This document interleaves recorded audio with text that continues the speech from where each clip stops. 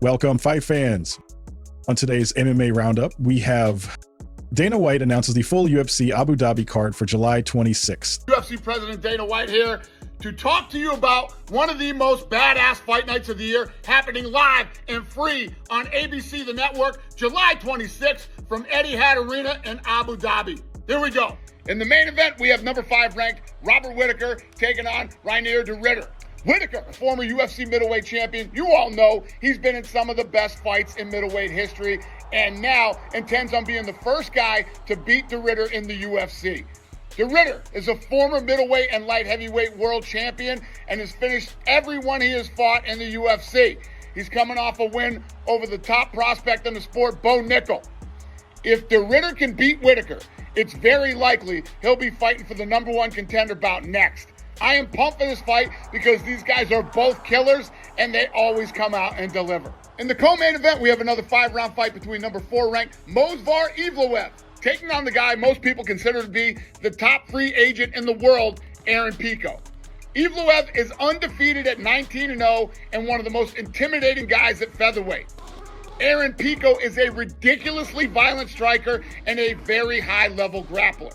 Pico has had hype behind him since he was a teenager because of his skill and fighting style, which people compare him to the likes of Justin Gaethje or Dustin Poirier.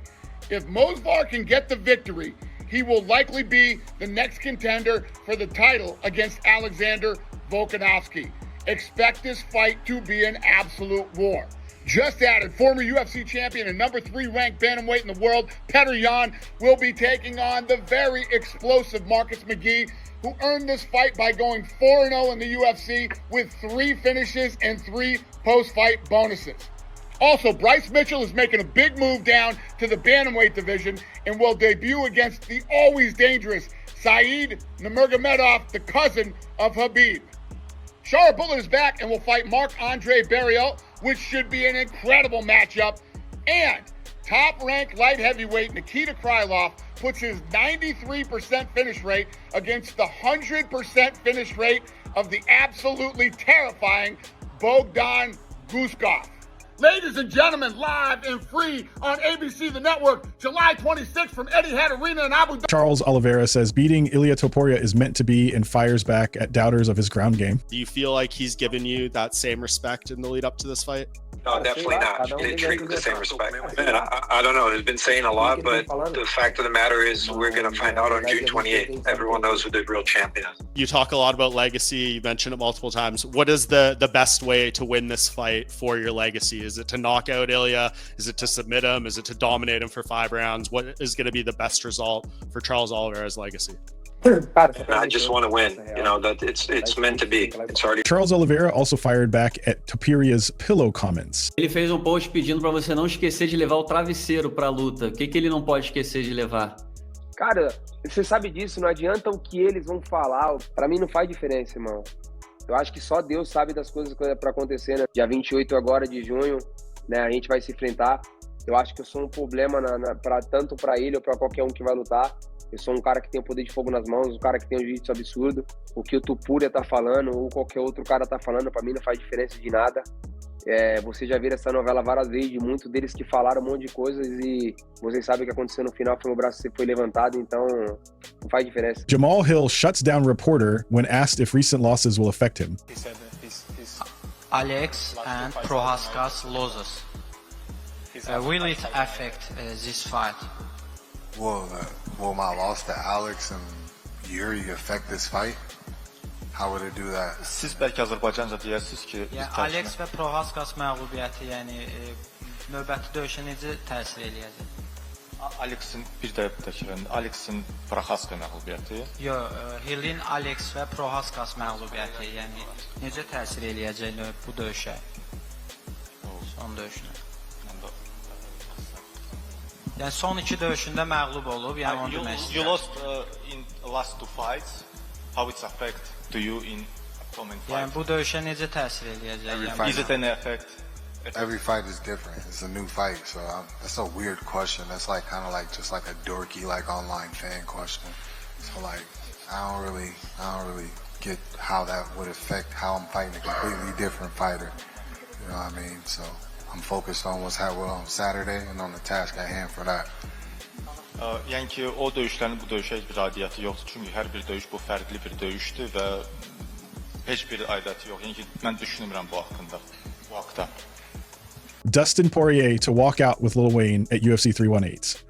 Wayne gonna walk out with you? As of right now, his guy McMahon said he's in, but it's still a good ways out, you know. So we'll see. As of right now, yes. Ilia Topuria on leaving featherweight for lightweight. He said, "In that moment when cutting weight, I'm so low, I feel terrible. I didn't want to suffer anymore. It's like living in the desert and I wanted to live on the beach." Ilia Topuria also commented on Islam Makhachev not wanting to vacate the belt. He said, "The attitude they have is like they invented the sport. Sit back and do what you're told. Now look, he's moved up, he vacated the title, and I'm fighting for the title." Kamaru Usman eyes middleweight clash with Dricus Du Plessis on African card. He said, "After getting the welterweight belt, they have asked and waited years for me to go up and get the middleweight belt. I will relinquish that if Dricus Du Plessis is still the champion." All African card, Africa versus Africa, first card in Africa. UFC is close to getting that done. South Africa versus Nigeria. It's a rivalry that's been built forever. If things start to fall in line, I think we're going to see a pretty interesting next 18 months. Kamaru Usman also shared he had flashbacks to the Leon Edwards KO loss in the last round with Buckley. There was a moment in my head where I was like, he's throwing so hard, you can catch him and knock him out right now. What a statement that would be. You can knock him out right now. Then I remember the last time I had that thought. Round 5, Salt Lake City, Utah. Leon Edwards, he's broken. You can knock him out right now. There's a minute left. I'm like, yeah, I know I can knock him out, but let's go ahead and use this. Jiri Prochazka explains why he turned down a fight against big mouth Ankalaev. I believe you were offered a title fight against Ankalaev for 317, right? You turned that down because you wanted to obviously focus on your schooling. Look, I'm studying like this university like for right now 3 years. This magister, everything is settled, everything is good. I'm after the fight. It's a little bit time, so right now I'm focused for this target. What is right now? What is right now most important? The priority, and right now is that school, so whatever can happen, fights or whatever, this is on my first place, to win the title fight, to win the fights, but right now it's open, and I'm already preparing for that, so that's why he's a big mouth, and he's a big mouth guy. You think it's him or is Ali on Twitter? I don't care really. right now I really don't care about that, because he did enough to stop him, to take him seriously. You know, this is not how the champ have to speak.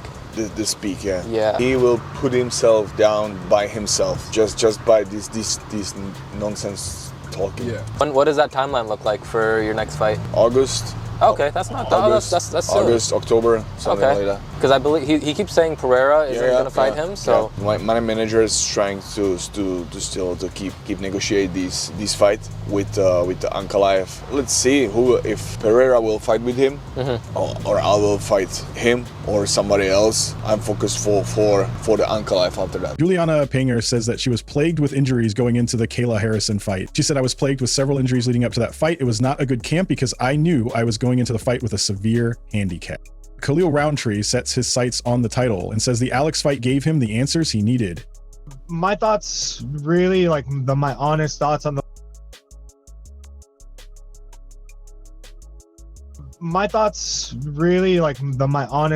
light heavyweight division right now are I'm just preparing to become the champion, however that looks.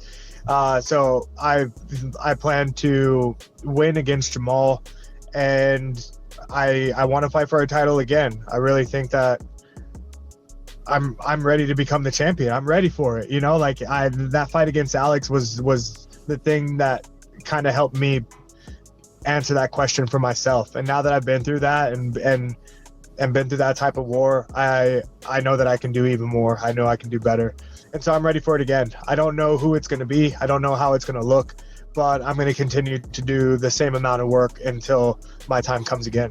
And that's really all I care about is Peyton Talbot's next fight against Felipe Lima announced for UFC 317. Bryce Mitchell made up his mind about moving down to bantamweight right after John Silva.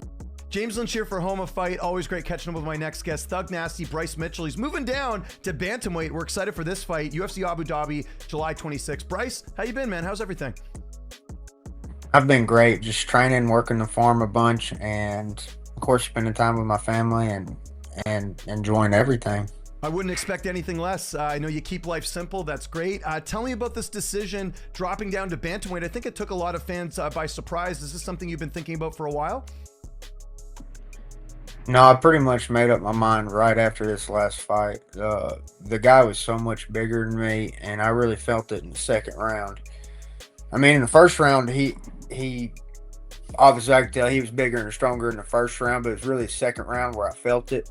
But I think that I'm a 35er, and my weight's already come down quite a bit since I started dieting. I got this call like 2 weeks ago, I think. So I'm excited about it, and everything's... Curtis Blaydes wants Jon Jones stripped. It makes it impossible for any of us to have any future projections. Like, how can I project when who knows who's got the real belt, who's got the undisputed belt? We need to get to the bottom of that. And like I said, my answer is you strip them. It's not that hard. It's been done a bunch of times before. You strip them, and if that pisses them off, maybe that'll get him to fight. If not, he just retires, which is all right. Also, he's, like I said, he's a GOAT.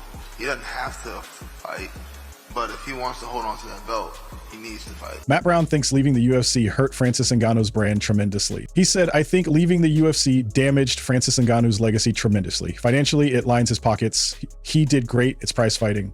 Dean Thomas believes JDM will be the fighter of the year if he beats Islam Makhachev. Jack Della Maddalena, maybe our fighter of the year if he gets the start. If Jack Della Maddalena could beat, he already beat Bilal. If he could beat Islam Makhachev, he's the fighter of the year. And I don't think there's anything that can top. King Green will take on Diego Ferreira at UFC 319 on August 16th. Sergey Pavlovich will take on Waldo Cortez Acosta at UFC Shanghai on August 23rd. Caio Borralho versus Nassourdine Imavov is officially in the works for UFC Paris. That wraps today's crunch. What do you think? Drop your thoughts below, hit that like, subscribe, and ring the bell for daily MMA/boxing news.